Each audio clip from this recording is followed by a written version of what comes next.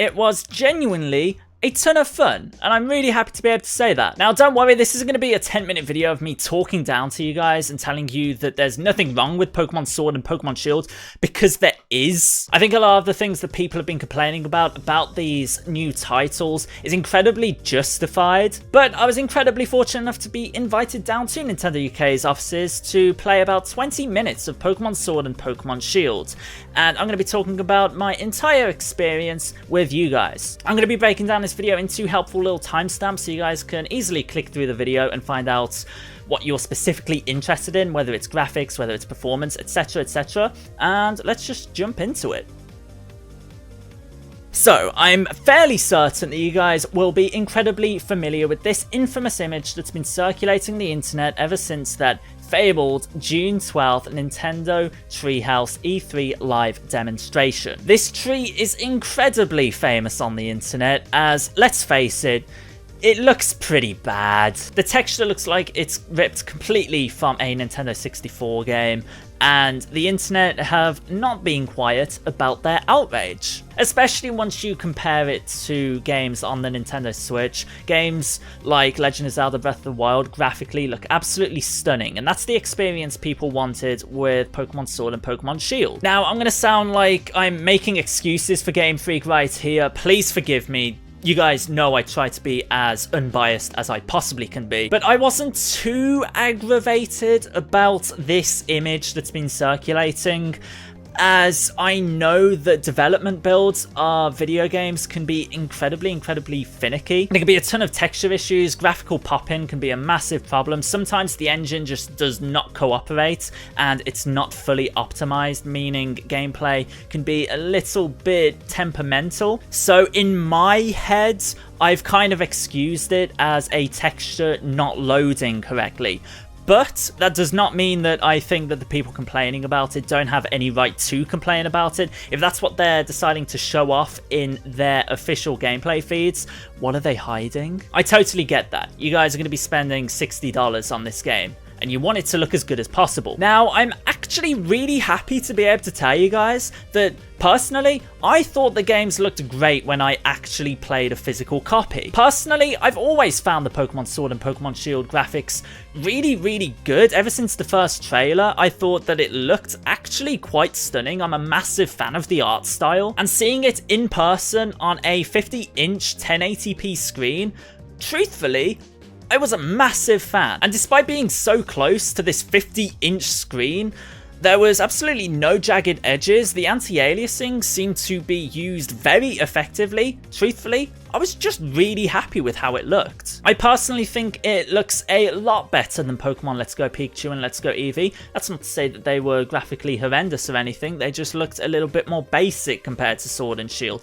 I think it really makes the Pokemon come alive, the art style that they've used. The art style is definitely not everybody's cup of tea, and I see a lot of people online complaining about the graphics and comparing them to other Nintendo Switch titles. Personally, they're definitely my cup of tea, and I just think it comes down to personal preference, but overall, I was incredibly impressed. Now, obviously, the animations have received a ton of scrutiny from the Pokemon community, as the workload has been excused as the reason that the National Dex will not be returning in Pokemon Sword and Pokemon Shield, and Pokemon are going to have to be cut from these games. And once they were used as an excuse as to why Pokemon couldn't return, obviously, the internet went wild with finding very shoddy uses of animation in Pokemon Sword and Pokemon Shield. And a lot of it has quite rightly received a lot of criticism, and it's almost been insulting sometimes, some of the footage used in trailers. With reused animations from Pokemon Sun and Pokemon Moon, Yampa's tail whip animation, which was just it rotating on its axis, they've definitely received their fair share of fair and valid criticism. Now, I'm someone who turns off battle animations when I play through Pokemon games, as truthfully, I find it a bit of a bore and a bit of a hassle to have to rewatch the same battle animation countless times throughout my playthrough. And maybe I'd be more engaged with the battle animations if there was a bit more flair to them, potentially. If each move was unique, I don't know. Now, truthfully, the battle animations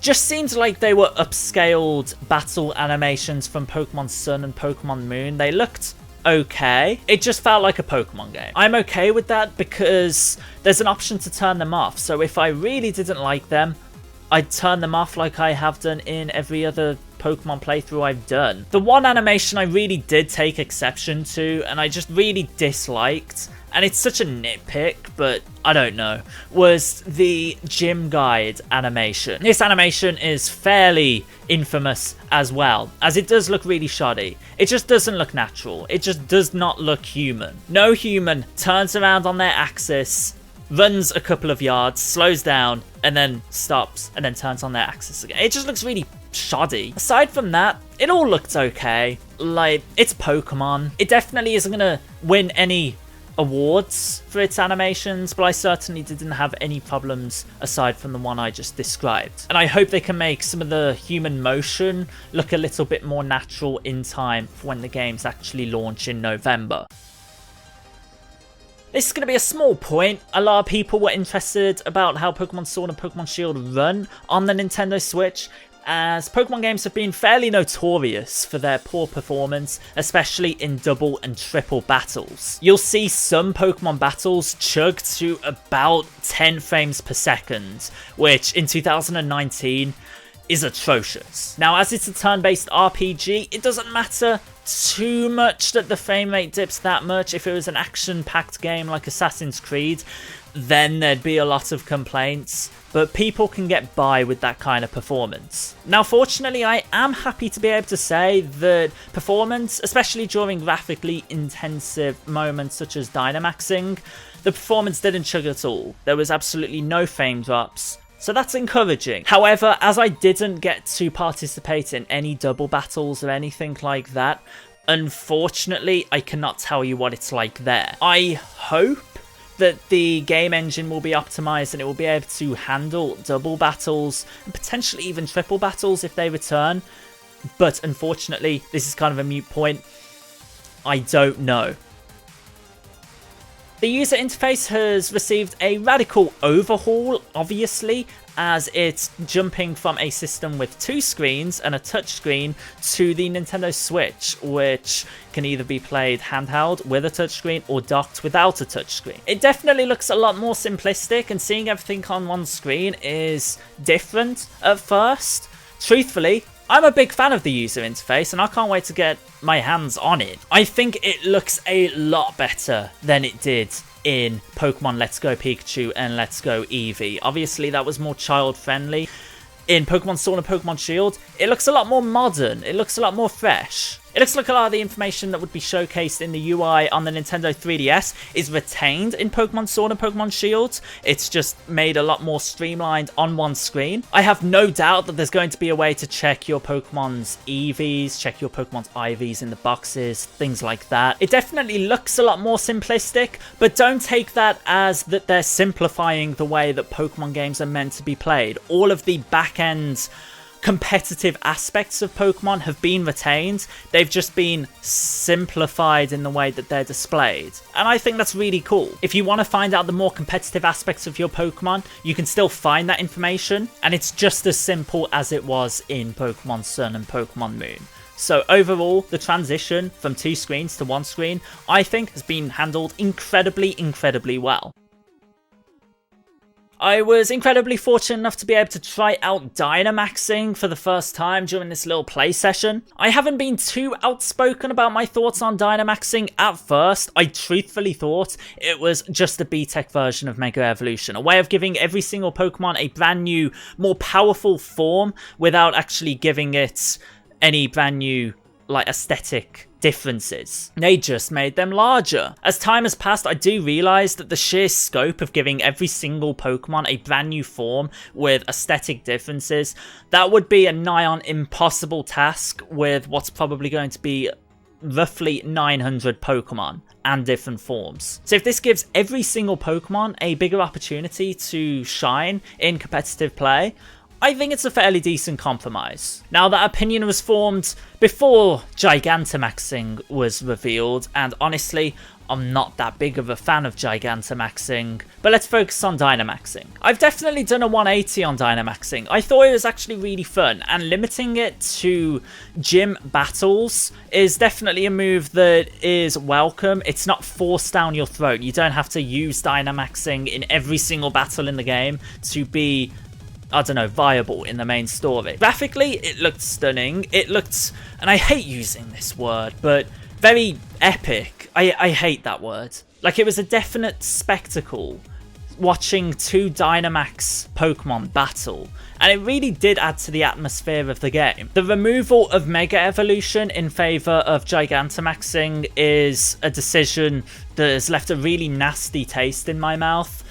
I wish Mega Evolution was returning. It's definitely a fan favourite feature, and I have grown to love the Pokemon that received Mega Evolutions over the course of the last 6 years. But Dynamaxing as a substitution for Mega Evolution as well as Z moves, I thought was actually okay.